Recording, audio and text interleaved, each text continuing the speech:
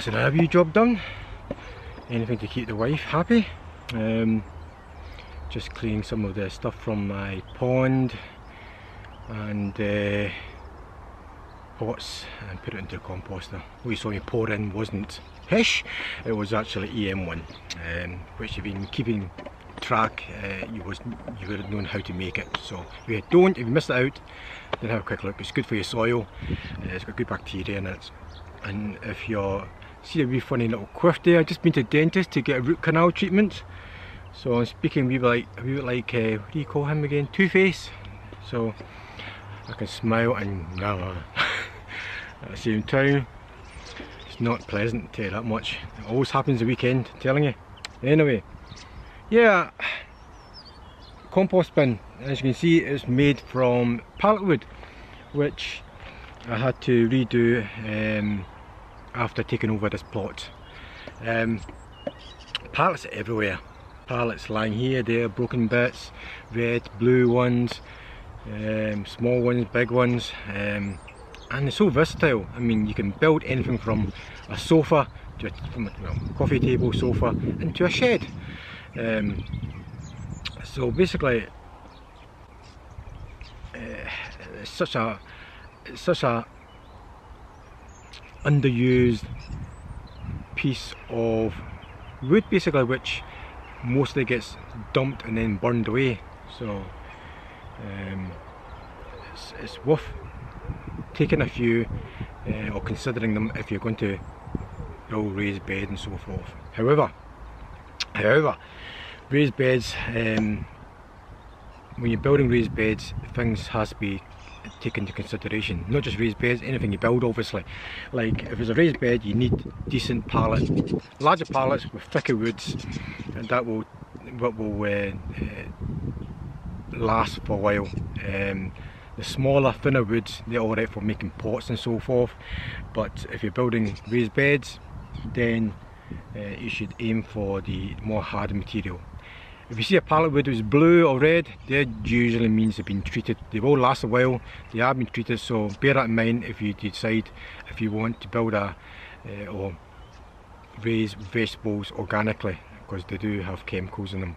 The ideal for really, I use it for my compost bins and I line it with plastic, so yeah, I know it's actually bad using plastic, as I always moan about. However, it's a necessary evil, unfortunately, and most of the time I recycle the plastic from compost bags, so I have been using plastic, so it's not all bad.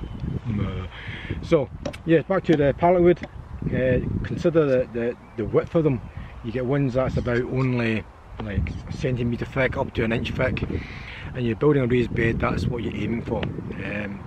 A good example of a raised bed I built is this one here, the trough. As you can see, I've cut the pallet into vertical slats and then put a beam across it to give it reinforcement. I have treated the wood with linseed oil, which gets absorbed into wood and should last for a while. On that matter, a good tip when you're building a raised bed is not just treat it with linseed oil, is to actually burn it, so you form a kind of layer of charcoal on top of it. Right, this is my wee weed burner, and it produces a nice wee flame at the bottom. And this is pallet wood, which I'm going to burn. Two things when you're burning this: make sure your wood is totally dry, or else you'll end up wasting a lot of gas. Firstly, to dry the wood, and secondly, to char burn it. Okay, so I'm just going to show you how it's done now.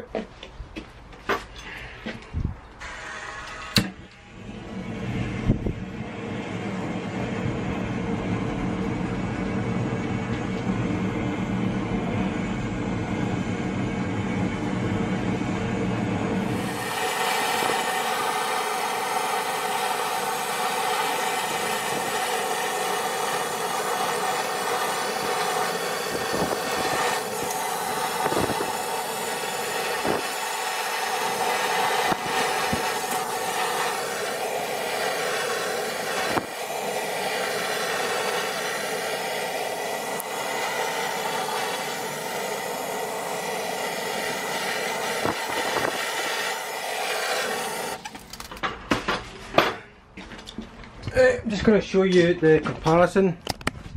As you can see here, that's been charcoaled quite a bit, so I plan to do a bit darker than that, but that's fine. And then you've got a light scorching if you just want to be decorative, so I'll probably do that a bit darker now.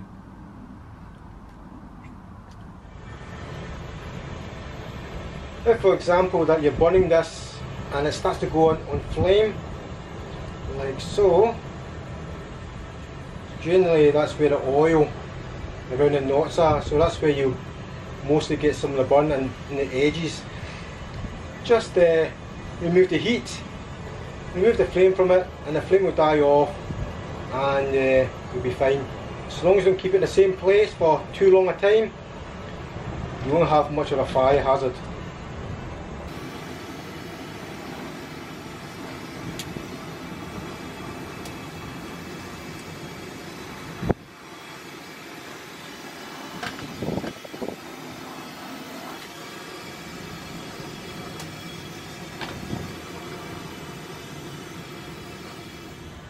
See how it flamed up there? Just remove the heat away from it and the flame will just die back.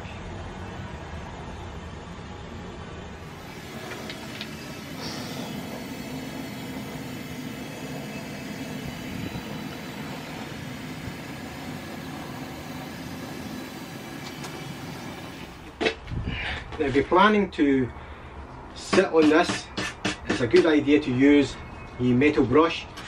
Maybe brush off some of the excess ash. You don't want it all over you. Just going to brush it off, especially where you're sitting. But in my case, this is this is getting used as a bed, so I'm just going to leave that as it is. And now what I'm going to do is give it a coat of linseed oil on top of that. So once it dries, I can then use it.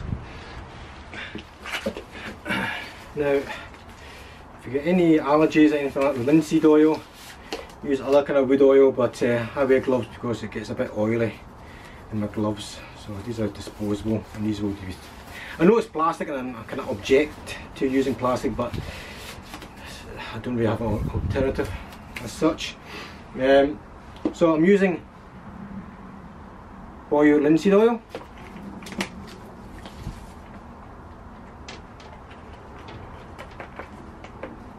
And generally I just deliberately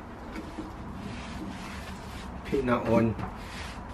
You can use 2 coats, but I tend to just use 1 coat.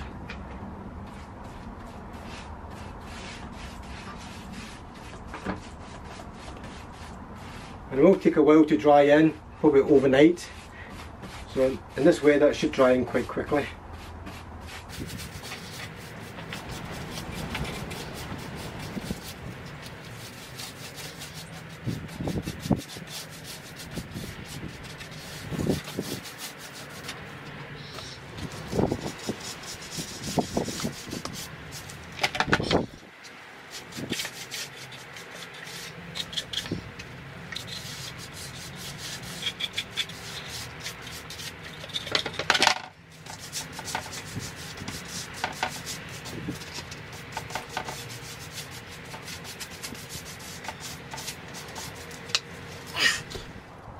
Right, this is the finished pallet wood, which I've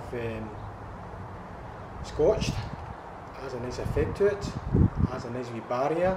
Linseed oil is now on it, and this is the finished product for my muley. And that is how you protect pallet wood, ladies and gentlemen. So we enjoyed a wee quick video on how to use pallet wood. Obviously, pallet wood's very versatile. As I said, you can build pots, you can even build a shed with it, even a log cabin apparently, if you've got enough. But that's just to give you insight in how you can protect it using a bit of fire and linseed oil, being organically friendly and all that kind of stuff. So thanks for watching. So I'll catch you later in the next episode. See you later, take care, bye for now.